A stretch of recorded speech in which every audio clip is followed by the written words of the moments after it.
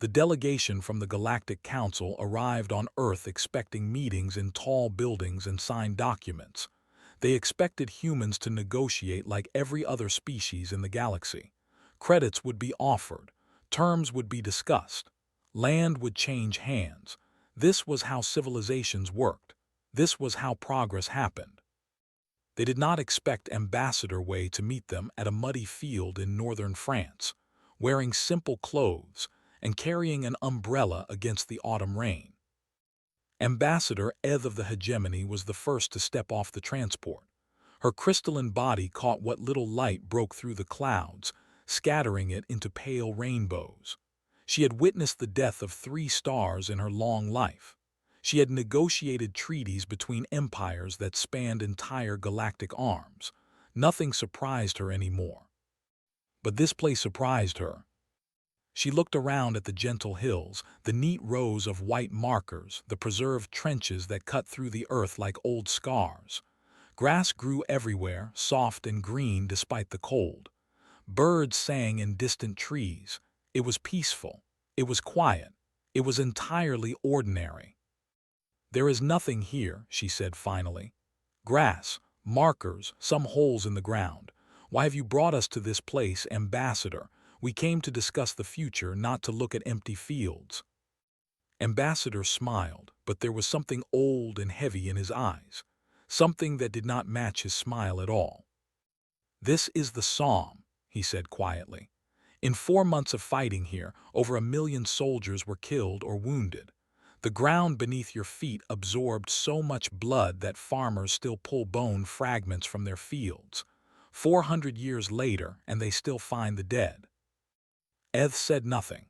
Behind her, the other delegates shifted uncomfortably.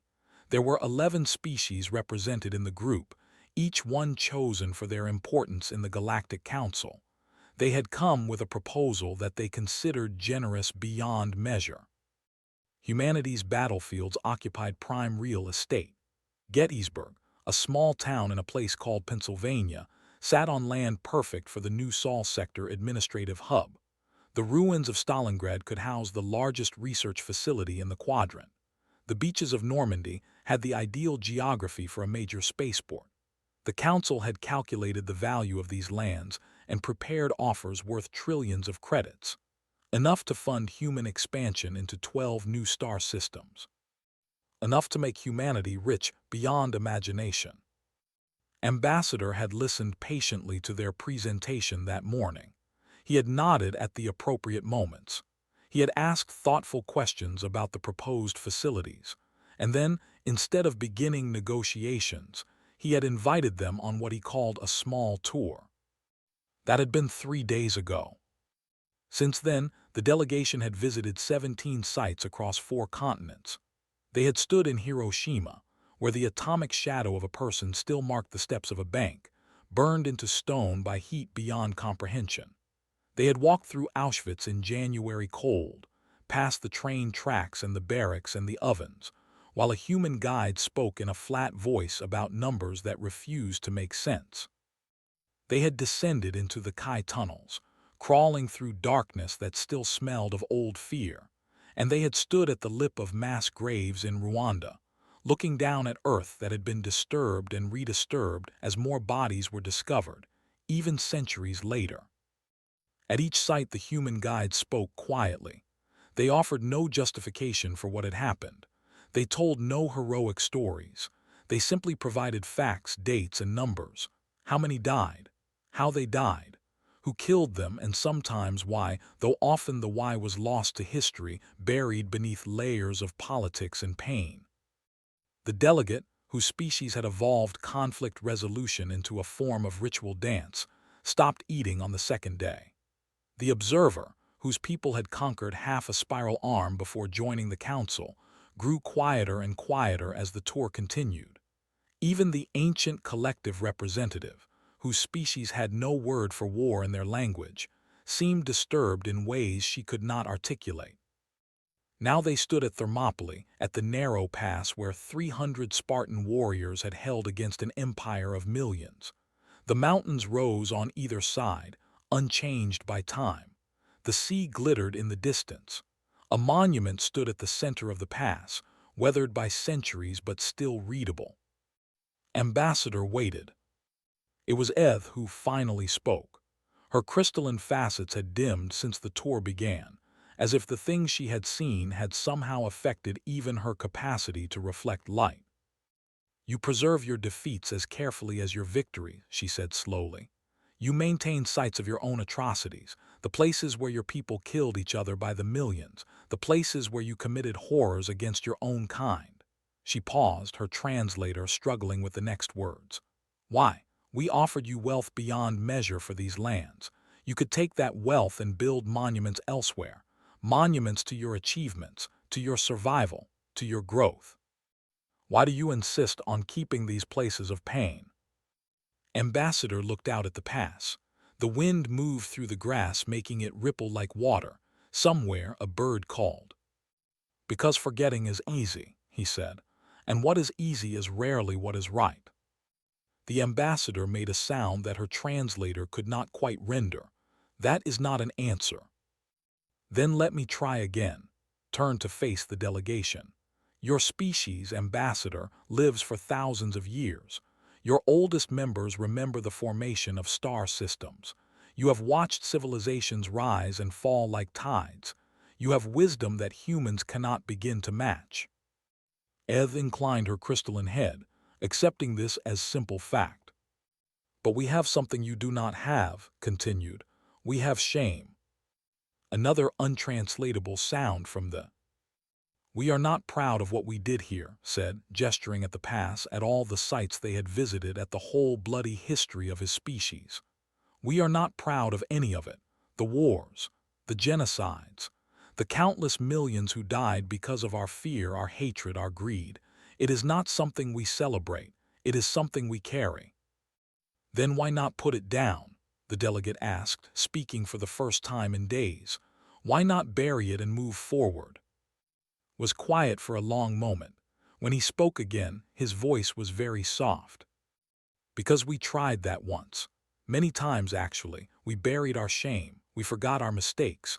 We told ourselves that we had evolved, that we were better now, that the old horrors could never happen again." He shook his head. "And each time we were wrong. Each time we repeated our sins. The details changed, but the pattern remained. Kill enough people, and eventually someone builds a monument. Wait long enough and someone builds a city on top of the monument. Wait longer still, and no one remembers that the monument ever existed." He pointed to the graves at the Somme, invisible from here but present in all their minds.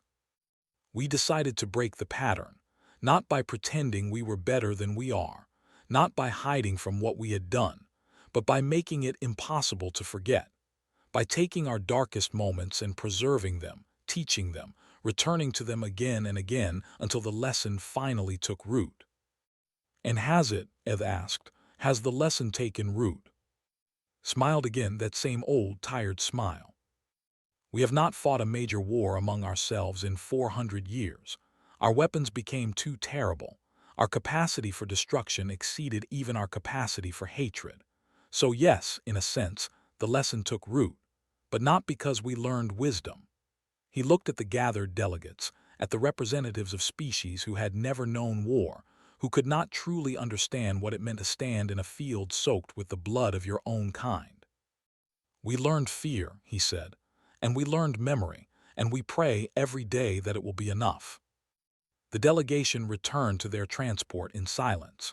No one spoke of the council's proposal. No one mentioned credits or real estate or administrative hubs. They simply looked out the windows as the human world passed beneath them, green and blue and impossibly peaceful, hiding its scars beneath centuries of patient healing. 3 weeks later, the Galactic Council received humanity's formal response to their proposal. It was a single word, transmitted across 1,000 light-years of space. No. The Universal Military Heritage Foundation was established 17 years after that first delegation walked away from Earth in silence. It was funded by contributions from 43 species and governed by a council that included humans and non-humans in equal measure. Its mandate was unprecedented in galactic history. The Foundation was to preserve, protect, and maintain humanity's battlefields in perpetuity, designating them as sacred ground under the new Galactic Heritage Compact. Director of the collective had requested the position specifically. Her species was ancient, far older than humanity, and their entire evolutionary history had been marked by cooperation and harmony. They had no predators on there, no territorial conflicts, no scarcity that could not be addressed through careful planning and mutual aid. They had never needed a word for war. They had been forced to create one after first contact with humans. Had spent decades studying human military history, poring over records and accounts and testimonies, trying to understand how a species could do such things to itself. Millions dead in single conflicts, weapons designed to cause maximum suffering, ideologies that turned neighbors into enemies and friends into corpses. She had studied it all, and still she did not fully understand. That was why she had taken this position, not because she understood humans, but because she wanted to. She stood on the ridge overlooking Antietam, a place that had been a cornfield before it became a battlefield, and had returned to being a cornfield afterward, as if the earth itself was trying to forget. The autumn sun was warm on her sensory tendrils. Beside her, her human deputy, James, waited patiently for her to speak. "Explain it to me again," she said finally. "You fought this battle over the question of whether some humans could own other humans as property." "Yes. And in one day, one single rotation of your planet, over 23,000 of you were killed or wounded." "The bloodiest day in American military history," confirmed. Tendrils coiled in distress. She could not help it. The numbers were too large, the cause too incomprehensible. Owning another sentient being as property, killing thousands to decide whether such ownership was acceptable.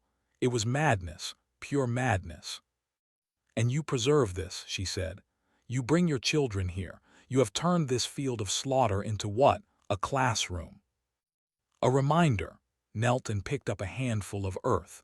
It looked ordinary, dark and rich and full of life, but knew what had fed this soil. She had seen the records. The bodies stacked so thick that soldiers used them as cover, the blood running in streams down the gentle slopes. "Every species in the galaxy has asked us the same thing," continued. "Why did you fight so much? Why did you kill so many of your own kind? The honest answer is that we do not entirely know. Something in us, something old and terrible, drove us to it again and again. We can analyze the causes. We can identify the patterns. But the fundamental why, the thing that made us capable of this, remains a mystery even to ourselves." "But you stopped," said. "The records show that human-on-human warfare has declined to almost nothing." "Did we stop?" Let the soil fall through his fingers. "We stopped fighting wars among ourselves only after we developed weapons capable of ending our species entirely. Fear stopped us, Director, not wisdom, not evolution. Fear." He stood, brushing off his hands. "We keep these places because we are not yet wise enough to forget. We may never be. And so we remember and we teach and we pray that memory is enough." The Foundation's work expanded across the decades that followed. New technologies allowed for preservation that earlier generations could only dream of. Holographic reconstructions let visitors walk through battles as they happened, watching the chaos unfold around them without risk. Neural immersive experiences allowed those who chose them to understand what it felt like to crouch in a trench at Verdun, waiting for the whistle that would send you over the top into machine gun fire. To storm the beaches at Incheon, with the waves crashing around you, and the enemy dug in on the heights above. These experiences were not mandatory. Many visitors chose the traditional approach, walking the fields and reading the markers and listening to the guides. But for those who wanted to understand, truly understand, the immersive options were available. Teams of archaeologists, historians, and cultural preservationists worked alongside alien scholars who brought their own perspectives to humanity's violent past. They analyzed human conflict through the lens of their ritual dances, finding patterns in the movement of armies that humans themselves had never noticed. They compared human tactics to their own conquests, noting similarities that disturbed both species. Even the ancient contributed, their outside perspective often revealing assumptions that humans had never thought to question. Some species were horrified by what they learned. The diplomatic corps required therapeutic intervention after their first full tour of human battlefields. The experience was simply too alien, too disturbing for a species that had never known violence. They developed new protocols after that, careful exposure programs that allowed their members to build tolerance slowly. Others were fascinated. The hegemony, who had conquered their way across half a spiral arm before joining the Galactic Council, recognized something familiar in humanity's memorial practices. Their observer spent 3 years stationed at the Foundation, studying every battlefield, interviewing every guide, reading every record. "You honor your dead by remembering how they died," the observer noted one day, standing among the graves at Gallipoli. "We do the same, but we remember to celebrate our strength. You remember to acknowledge your weakness." "We remember," said the human guide quietly, "to mourn." The observer was silent for a long time after that. When he finally returned to the hegemony, he carried with him a proposal that would change his people forever. The construction of their first memorial to the fallen, not as a celebration of victory, but as an acknowledgement of cost. The proposal was rejected at first, then accepted, then debated, then implemented carefully and slowly over the course of a generation. Watched these changes from her position at the Foundation. She watched species that had never understood humans begin to understand something new about themselves. She watched the memorials spread, not just human memorials preserved, but new ones built, monuments to old conflicts, acknowledgments of old sins, the beginning of a new kind of memory. And she began to understand why humans preserved their battlefields. Not because they were proud, not because they were ashamed, but because memory was the only bridge between past and future, the only way to ensure that the lessons learned in blood would not be forgotten in peace. She stood at the window of her office, looking out at the preserved trenches of the Western Front, and she understood at last. This was not about humans. This was about everyone. 200 years after the Foundation's establishment, the galaxy faced its first true existential crisis. It came not as an invasion, not as a war between known enemies, but as something far stranger, something that all understanding. The emergence, as it came to be called, began with a single anomaly at the edge of explored space, a tear in the fabric of reality itself, bleeding something that was not quite energy and not quite matter into the normal universe. At first, scientists treated it as a curiosity, a new phenomenon to study, a puzzle to solve. Then the entities came through. They were not alive in any sense that the galaxy understood. They were not intelligent in any way that could be reasoned with. They existed for one purpose only, and that purpose was to unmake. They moved through systems like a plague, reducing worlds to cold ash, breaking down the very atomic structure of everything they touched until nothing remained but dust and silence. Worlds fell, species fled or died.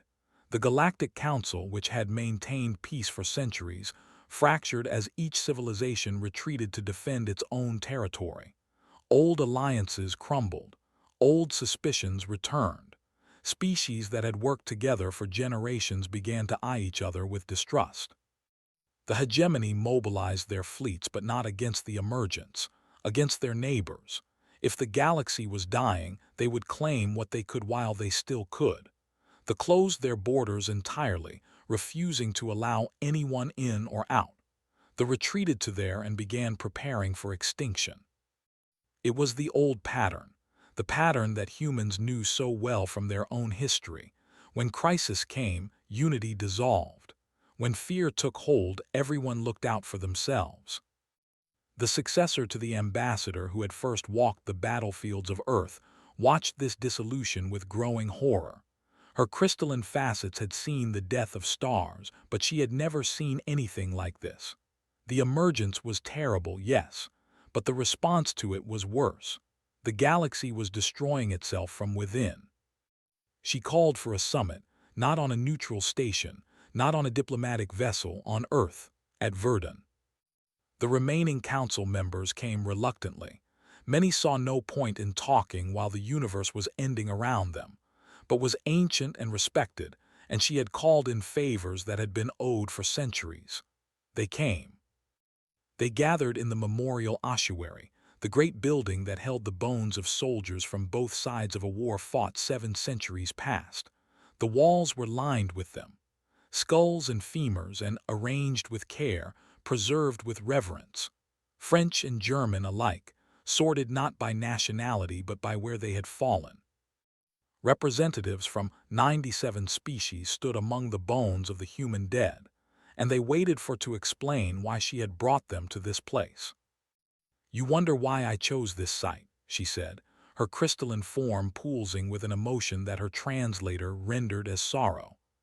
"I chose it because the humans taught me something that my people, with all our ancient wisdom, had never understood." She gestured to the walls, to the thousands upon thousands of bones. These were enemies. They killed each other for years in conditions so terrible that your historians classify this battle as one of the worst in human history. They died in the mud and the gas and the endless bombardment, and they kept dying until there was almost nothing left of either army. And yet here they rest, together, preserved with equal honor. The victors and the vanquished, the righteous and the wrong, all of them remembered, all of them mourned. The chamber was silent. Outside, the old guns of Verdun, preserved but never fired, pointed at a sky full of stars. "The humans asked themselves a question that we never thought to ask," continued. "They asked what it cost them to forget, and they answered, everything. They built this foundation not to glorify their wars, but to ensure they could never pretend they had not happened. They made their shame into a sacrament." She turned to the human delegation, led now by a woman named, the great-great-granddaughter of the ambassador who had first walked the council through the Somme. "We face an enemy that cannot be reasoned with, an enemy that exists only to destroy. Many of our peoples have never known true war. We are afraid, and in our fear we have begun to turn on one another." Her facets dimmed, flickered, steadied. "But you have walked this path before. You have stood in the mud and the blood and the darkness, and you emerged, not unchanged, never unchanged, but alive, still capable of building, still capable of hope." Ambassador stepped forward. Her footsteps echoed in the ossuary, quiet and sure. "We learned at great cost that there is no glory in war," she said. "Only survival, and the obligation that survival creates, the obligation to remember, to learn, and to do better." She looked around at the representatives of nearly 100 species. "We preserved these places because we knew that someday we might need to remember what we were capable of. The horror, yes, but also the resilience, the capacity to endure the unendurable and still choose to build rather than destroy." The summit at Verdun lasted 17 days. Delegates slept in the old barracks, walked the old trenches, stood before the old monuments. They learned the names of the dead, or at least some of them. They began to understand what it meant to remember. When it ended, the Galactic Council had not merely reunited, it had transformed. The unity compact that emerged drew directly from human memorial philosophy. Shared memory of suffering was the foundation of lasting peace, not victory, not glory, memory. The war against the emergents lasted decades. It cost billions of lives across hundreds of worlds. Species that had never known conflict learned to fight. Species that had conquered learned to cooperate. The old patterns broke and new ones formed, forged in fire and loss and the desperate need to survive. When it was over, the surviving species gathered not to celebrate victory, but to consecrate new sacred ground. Memorial sites on worlds that had been lost and reclaimed. monuments to those who had fallen regardless of species or origin. A new foundation, modeled on the original, to preserve and protect these places forever. And at the heart of each memorial, by unanimous agreement, was a simple inscription drawn from an ancient human battlefield. Here lie the dead that the living might remember. Here stand the monuments that the future might learn. This is sacred ground, not because victory was won here, but because peace was chosen. The Universal Military Heritage Foundation expanded to encompass 1,000 worlds. It became the largest organization in the galaxy, funded by every species, governed by all. Its purpose remained unchanged, to ensure that memory survived. But every year, on the anniversary of its founding, representatives from every member species gathered on Earth, in a muddy field in northern France, where 1 million had once died for causes long forgotten. They stood in silence. They remembered, not with pride, not with shame, with hope. And in that hope, in that shared memory of suffering and survival, the galaxy found something it had never had before. A future built not on victory but on understanding, not on conquest but on compassion, not on forgetting but on the sacred, painful, necessary act of remembering. The humans had taught them this. The humans who had waded through more blood than any other species, who had committed horrors beyond imagination, who had preserved those horrors not to celebrate them, but to ensure they would never be repeated. This was their gift to the galaxy, not their technology, not their strength, but their memory. And the galaxy, finally, was learning to remember with them.